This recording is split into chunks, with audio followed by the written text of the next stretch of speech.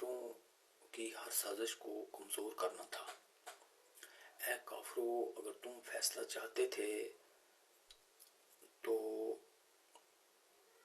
لو، اب فیصلہ تمہارے سامنے آ گیا۔ اب اگر تم باز آ جاؤ تو یہ تمہارے ہی لیے بہتر ہوگا، اور اگر تم پھر بھی وہی کام کرو گے جو اب تک کرتے رہے ہو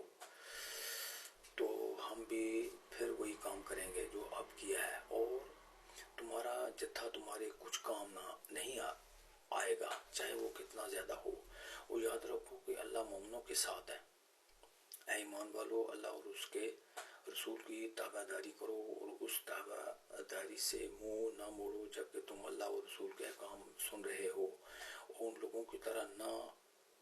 ہو جانا جو کہتے ہیں کہ ہم نے سن لیا مگر وہ حقیقت میں سنتے نہیں۔ یقین رکھو اللہ کے نزدیک بدترین جانور وہ بہرے گونگے لوگ ہیں جو عقل سے کام نہیں لیتے، اور اگر اللہ کے علم میں ان کے اندر کوئی بہلائی ہوتی تو وہ ان کو سننے کی توفیق دیتا، لیکن اب جب کہ ان میں بہلائی نہیں ہے، اگر ان کو سننے کی توفیق دے بھی دے تو وہ منہ موڑ کر بھاگ جائیں گے۔ اے ایمان والو، اللہ اور رسول کی دعوت قبول کرو۔ تفسیر: یہ حقیقت ایک سوال یہ جواب ہے، ایک سوال کا جواب ہے۔ سوال یہ ہو سکتا ہے کہ اللہ تعالیٰ تو اپنی قدرت سے دشمن کو براہ راست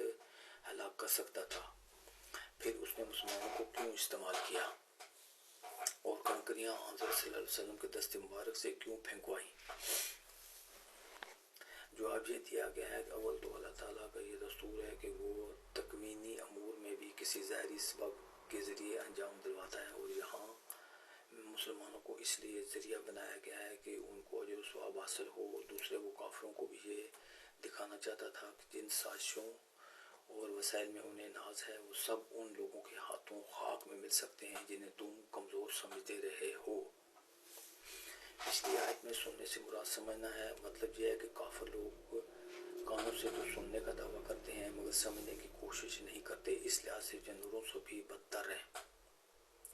کیونکہ بے زبان جانور اگر کسی کی بات کو نہ سمجھیں تو اتنی بری بات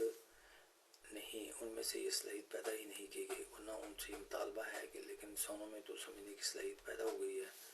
اور ان سے یہ مطالبہ بھی ہے کہ سوچ سمجھ کر کوئی راستہ اپنائیں، اگر وہ سمجھنے کی کوشش نہ کریں تو جانوروں سے بھی بدتر ہیں۔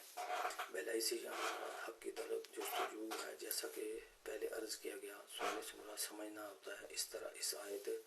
میں اہم نکتہ واضح کیا گیا ہے کہ اللہ تعالیٰ کو سمجھنے، اس پر عمل کرنے کی توفیق اس کو دیتا ہے جس کے دل میں حق کی طلب ہو۔